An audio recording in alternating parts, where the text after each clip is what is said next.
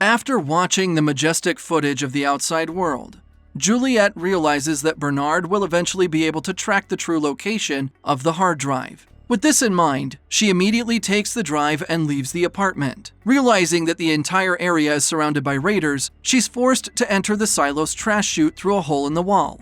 Frustrated by his inability to locate Juliette, Bernard finally realizes that the only way she could be traveling through the silo is by using the trash chute. Once he informs his raiders of this, they find her clinging to a ladder inside the chute and decide to throw a massive air conditioning unit at her. Knowing that she cannot avoid it, Juliette releases her grip and plummets all the way down to the recycling level. Fortunately, the workers in recycling react quickly and pull Juliette to safety before she's struck by the air conditioner. Now that she's at the lower levels, Juliette is taken to Martha's workshop, where her injuries from the fall are tended to. As expected, Bernard finds out that Juliette is at Martha's and heads there to meet her. Knowing that if she doesn't agree to see him, Bernard could harm the people of Mechanical, Juliette decides to let him inside the workshop, but first requests a moment alone with Martha. After Juliette's secret conversation with Martha, Bernard enters the room. Right away, he takes the hard drive and crushes it with a hammer.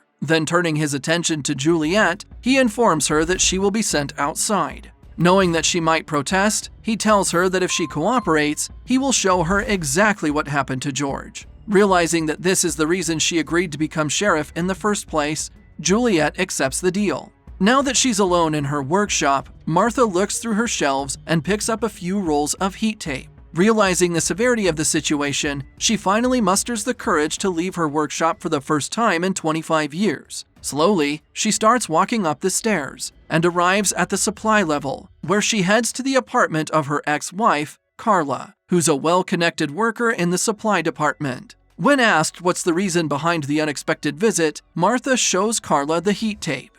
Meanwhile, Juliette is escorted to the control room. Keeping his promise, Bernard plays her the footage of George's death. In the footage, a handcuffed George is being escorted to judicial by Trumbull.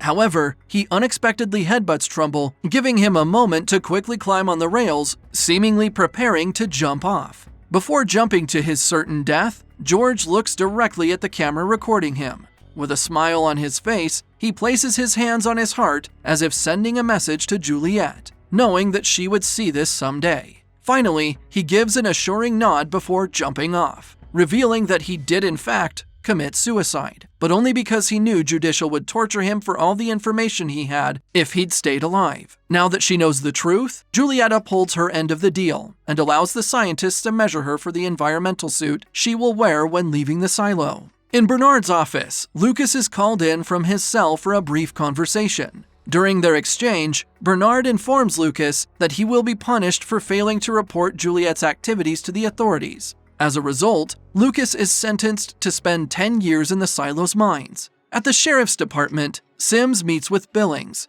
where they have a nerve-wracking discussion about Juliette. While studying Billings' responses during the conversation, Sims notices that his hands are shaking uncontrollably, leading him to realize that he has the syndrome. After a long day, Billings returns home, where he informs his wife that Judicial has found out about his syndrome. However, there's a fortunate outcome, as he's been granted an exemption, allowing him to continue working in the sheriff's department despite his condition. In preparation for Juliette's exit, a bundle of heat tape is delivered from the supply department to the scientists working on her environmental suit. While inside the Holding 3 cell, Juliette is visited by Shirley, who brings her a box of hush puppies that Martha prepared for her, knowing that they are one of her favorite foods. As Juliette digs into the box, she finds a small note.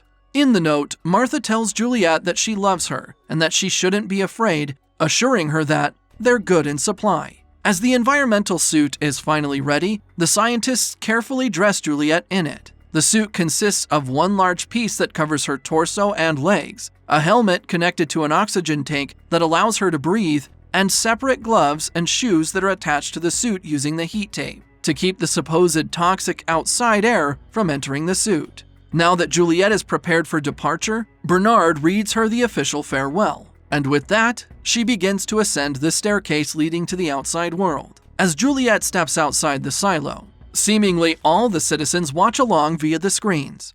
Upon exiting, she's greeted by a breathtaking landscape, flourishing with green trees and birds soaring through the sky, which, albeit gorgeous, looks eerily similar to the footage she watched on the hard drive. In an act of defiance, Juliet walks up to the camera, but instead of cleaning it, she simply drops the cleaning cloth on the ground, letting everyone know that she won't be cleaning. Having requested to take Holston's badge with her, Juliet approaches his body and sentimentally lays it beside him. As she does so, she notices that her vision becomes slightly distorted, but only for a moment. A few steps later, she starts to stumble, causing Bernard to believe she's going to die, just as he'd expected. However, she manages to regain her balance and continues walking. Shocked by this, Bernard realizes that Juliet will survive her trip to the outside and instantly starts running toward the mysterious room known as the server room, which he enters by using a glowing red key with the number 18 written on it.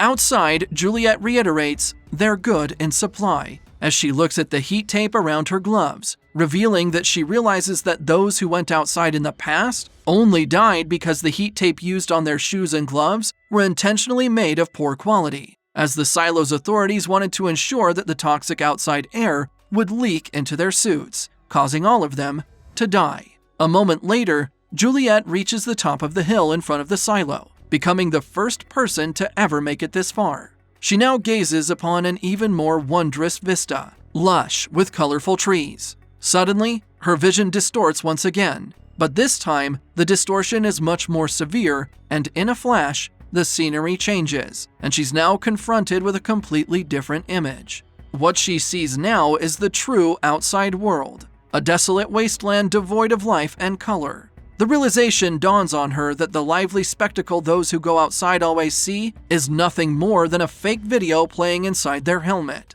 Although taken aback by the barren world, Juliet decides to keep moving and steps down the hill, taking her out of the silo's field of vision. As she surveys the vacant and lifeless field around her, she realizes that she's surrounded by numerous other underground silos, revealing that the silo she was in is just one of many. In the far-off distance, she spots what appears to be a ruined city with towering but seemingly devastated structures. Seeing it as her only option, Juliet begins her journey toward the fallen city.